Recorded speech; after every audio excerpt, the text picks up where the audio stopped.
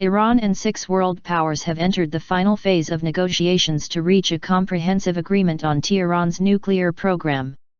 Negotiators have agreed on key elements for a final joint plan of action that they hope to create by a June 30 deadline. Analysts have applauded the level of detail in the framework plan, but say tough work lies ahead. After more than a week of marathon sessions in Switzerland, Secretary of State John Kerry said negotiators have a solid foundation for a good final agreement. It is the foundation for a deal that will see Iran reduce its stockpile of enriched uranium by 98% for 15 years, said Kerry. Uranium enrichment. As part of that plan, Iran would not enrich any uranium at one facility for at least 15 years and limit enrichment at a second one. It would grant nuclear inspectors regular access to sites and also agree not to build any new uranium enrichment facilities for 15 years.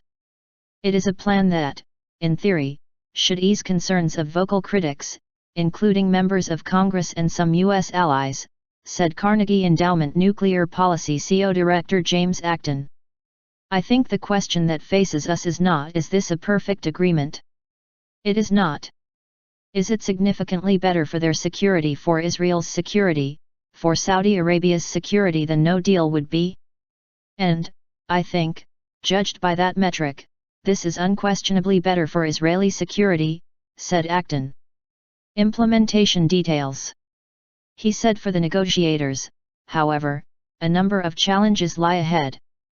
Firstly, the two sides have to agree to the details of the implementation agreement. That is going to be really difficult. At the moment, I would give it roughly a 65% chance of being successful in that, said Acton. In exchange for compliance with the plan, Iran would receive relief from sanctions.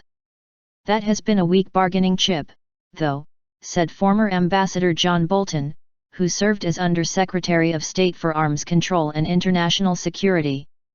The sanctions that we have seen have caused Iran to come to the table to get relief from sanctions. Well, no kidding. What else would you expect? But, they have not caused Iran to make anything other than trivial and easily reversible concessions on the nuclear program, said Bolton. Awaiting final deal. Non-proliferation expert Kelsey Davenport said she is not as concerned about whether negotiators can close the deal as she is about naysayers who may derail the process. We don't know all of the details yet. Not all of the details have been worked out. But I think we need to give the negotiators the benefit of the doubt and then evaluate the deal after we see it in its entirety, she said. Davenport said that while some may view it as preferable for Iran to give up its entire nuclear program, that is not realistic and not a pledge that can be used to launch negotiations.